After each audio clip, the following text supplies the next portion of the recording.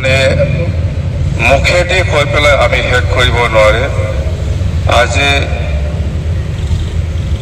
ভাৰত চৰকাৰ তথা অসম চৰকাৰৰ যিটো চেষ্টা বা আমাৰ বড়ো জনগোষ্ঠীক যেনেকা বিশ্ব দৰবাৰলৈকে আমাৰ যিটো বড়ো কালচাৰেল ডেন্স বাগৰুম্বা সেইটো বিশ্ব দৰবাৰলৈ যিটো প্ৰকাশ কৰিলে সেইটো আমি বড়ো জনজাতি হিচাপে বা বড়ো সমাজ হিচাপে আমি কেতিয়াও পাহৰিব নোৱাৰিব আৰু আমি সদায় আমি সন্মান দি থাকিম। সদায় আমাৰ বড়ো সমাজত আমাৰ নৰেন্দ্ৰ মোদীজী ডাঙৰীয়া আৰু হেমন্ত বিশ্ব শৰ্মা ডাঙৰীয়া আৰু অসমৰ যিমান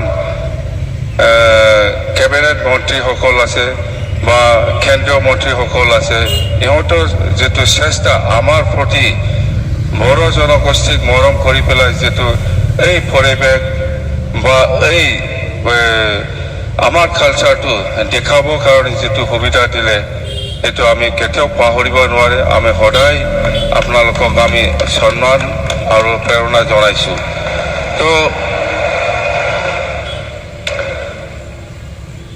2003 চনত 10 ফেব্ৰুৱাৰীত যিটো বড়ো চুক্তি সেইটো আগৰ প্ৰধানমন্ত্ৰী অটল বিহাৰী বাজপেয়ী ডাঙৰীয়াৰ নেতৃত্বত হৈছিল 2003 চনৰ 10 ফেব্ৰুৱাৰীত। এইটো এটা বড়ো চুক্তি, এইটো বিজেপি চৰকাৰৰ দিনত। আকৌ নতুনকৈ 2020 চনৰ 27 জানুৱাৰীত যিটো শান্তি চুক্তি বড়ো পিছ এগ্ৰিমেণ্ট সেইটো বিজেপি চৰকাৰৰ দিনত আমাৰ নৰেন্দ্ৰ মোদী ডাঙৰীয়াৰ নেতৃত্বত হৈছে, এইটো চবেই জানে। তো আমাৰ প্ৰতি যিটো মৰম বিজেপি চৰকাৰৰ এইটো আমি কেতিয়াও পাহৰি যাব নালাগে। আমি সদায় সন্মান দিব জানিব লাগিব। তো আজি সেইখিনি কথা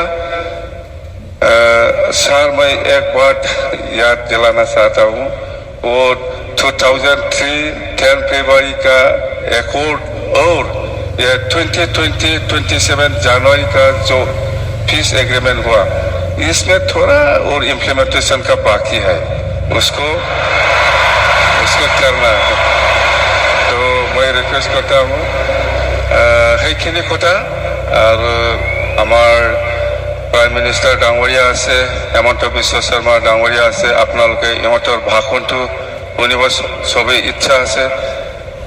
आमितो हदाय पाइ आसु पाम आंखौ जेब्लाबो लोगो मोनबाय थागोन, सिन्था खालामनांगौ गैया। दिनै जों बयबो जयैनो रंजानि आं बेखौनो बुंनानै खुलुमनानै आंनि बिबुंथिखौ एसेयावनो फोजोबनाय